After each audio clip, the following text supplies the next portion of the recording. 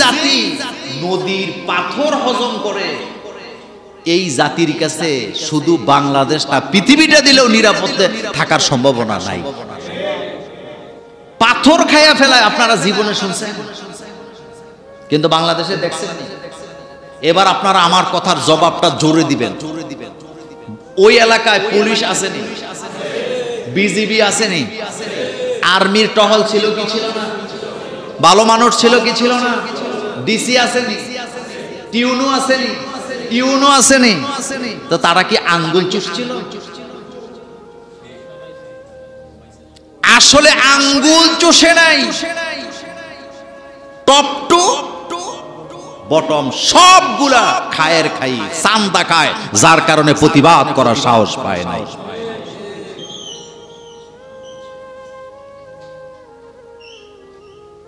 আপনাদের মসজিদের কমিটির একজন ক্যাশের টাকা খেয়ে ফেলে, কালাম ভাই, আমি প্রতিবাদ করবো এটা উনি জানার পরে আমার পকেটে যদি 20,000 টাকা ঢুকায় দেয়, এরপরে আমার মুখ এখন চলবে না, বন্ধ থাকে না।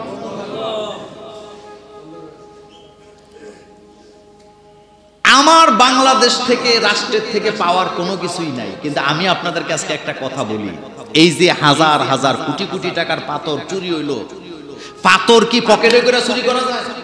আসতে বলেন কেন? পাথর কি বাজারের ব্যাগ দিয়ে নেওয়া যায়? যায় না। তো নিল কেমনে? নৌকা দিয়ে হাজার হাজার শ্রমিক লাগে পাথর উঠাইতে, কেউ দেখলো না। আসলে দেখছে ঠিকই, কিন্তু পকেটের মধ্যে মাল দিয়ে মুখকে কি করে দিছে? বন্ধ করে দিছে। এই জাতির কাছে আপনি কি আশা করতে পারেন?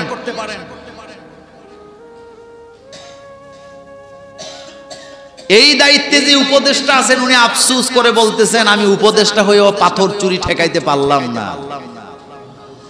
এখন আবার কয় পাথর বলে জায়গার মধ্যে আইনা আবার ফেরত দিব।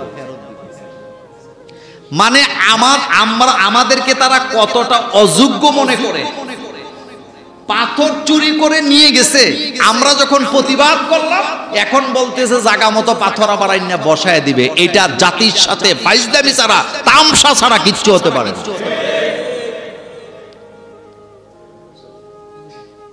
গালি তো সবসময় খাই। পৃথিবীর অন্য অন্য দেশে রাজনীতিবিদদের চাকরি আছে, হয় চাকরি করে নিলে ব্যবসা করে। একমাত্র বাংলাদেশ রাজনীতিবিদদের কিচ্ছু করা লাগে না, ঘরে বসে বসে আরামে আরামে খায়।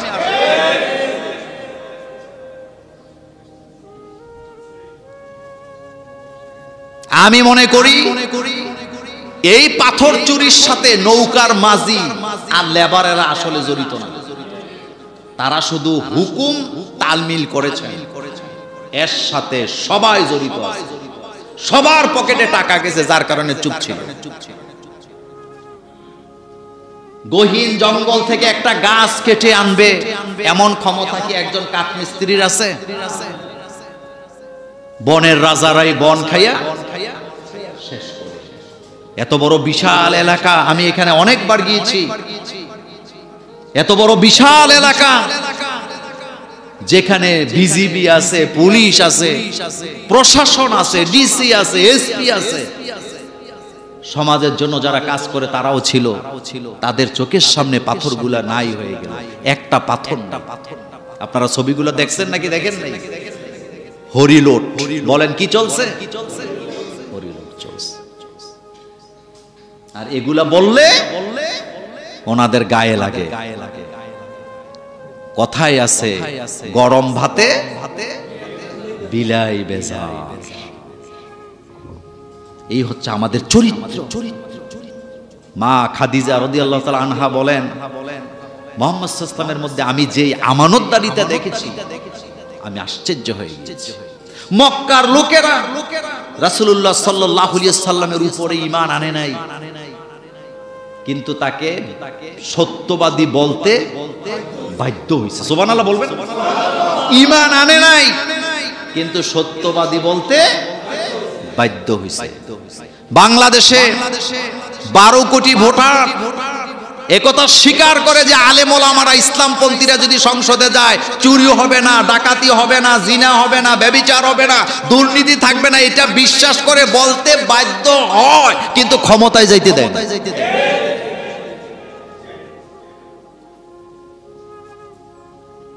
আপনারা জানেন যে বাংলাদেশের সিংহ আলেম যারা, তারা যদি সংসদে যায় তাদের কণ্ঠে দুর্নীতির বিরুদ্ধে আওয়াজ হবে নাকি হবে না, কিন্তু পাঠাইতে তো রাজি। আপনারা জানেন আমির হামজা সংসদে গেলে হকের পক্ষে কথা বলবে, মিজানুর রহমান আজহারি সংসদে গেলে হকের পক্ষে কথা বলবে, ডক্টর বাশার সংসদে গেলে কণ্ঠটা সেখানে বাজবে হকের পক্ষে, দুর্নীতির বিরুদ্ধে। মোল্লা নাজিম সংসদে গেলে চিৎকার দিয়ে দুর্নীতির বিরুদ্ধে কথা বলতে পারবে, আইন পাস করাইতে বাধ্য করতে পারবে। তারপরে যত আবু নসর আশরাফি বলেন, যত বাংলাদেশের সেরা সেরা বক্তা আছে, তারা যদি সংসদে যায় তাদের কণ্ঠের এত জোর, বাতেল শক্তি সেখানে তাদের কণ্ঠের কাছে কি হবে, ম্লান হবে। এটা জানার পরেও তাদেরকে সংসদে যাইতে দেয় না। কারণ কি জানেন? কারণ মেন জায়গায় যারা বসে আছে তারা জানে এই লোকগুলা সংসদে গেলে আমাদের দুর্নীতির দিন শেষ, অন্য কোনো কারণ নেই, অন্য কোনো কারণ নেই। আপনি বলেন একটা দেশের পাথর এভাবে চুরি হয়ে যায়, শুধু কি পাথরই চুরি হয়েছে না আরো সবকিছু চুরি হইতেছে? বালু চুরি বন্ধ করতে পারতেছে, পাথর চুরি বন্ধ করতে পারতেছে না, রাস্তার ইট খুলে খুলে নিয়ে যায়।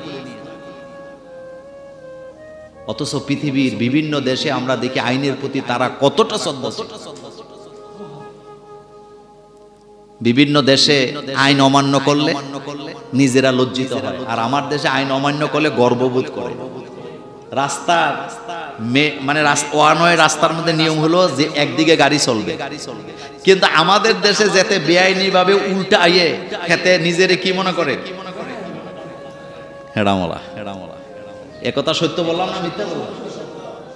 মুহাম্মদ সাল্লাল্লাহু আলাইহি ওয়াসাল্লামের উম্মতের চরিত্র এমন হতে পারে না, চরিত্রের মধ্যে ঘুণে ধরে আছে, চরিত্রের মধ্যে ঘুণে ধরে আছে।